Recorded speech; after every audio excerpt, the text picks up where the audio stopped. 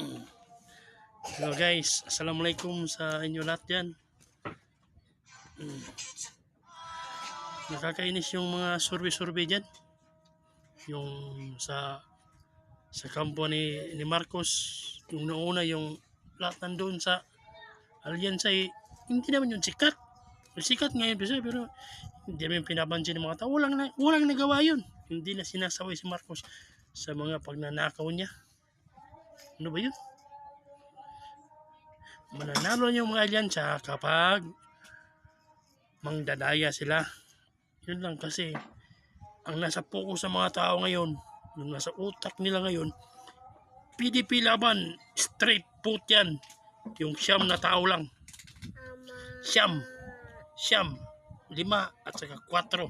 Siyam lang na tao. Alam na nila kung sino iboboto nila. Yung mga alyansa, hindi na makakapasok yan, oy. Wala yan.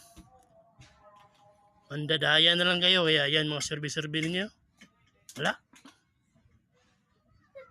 Gago lang maniniwala dyan. Yung maniniwala dyan, yung mga adik, yung mga bayaran. Kasi yung mga tao dito, wala.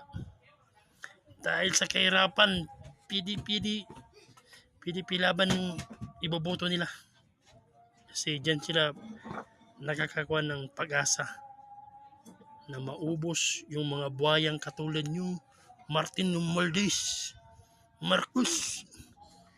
Lisa Marcos, buhaya ka. Mga buhaya kayo. Ang dadami nyo dyan sa gobyerno. Mga appointed, puro kayo kawatan. Grabe.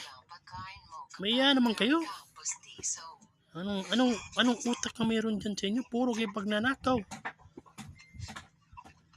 Grabe. Mayaya naman kayo. Kaya yung survey niyo, wala yan. So, kung yan, doon yan sa Inikwan, sa Inidoro. Sa Inidoro yan pamunta. PDP laban yung malakas. Yung Duterte. Yung ganito. Yan. Alam niyo yan? Yan ang malakas. Mag-ama. Ama at saka anak. Ganyan.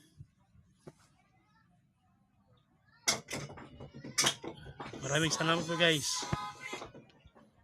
Yung survey dyan, wala yan. PDP laban lang.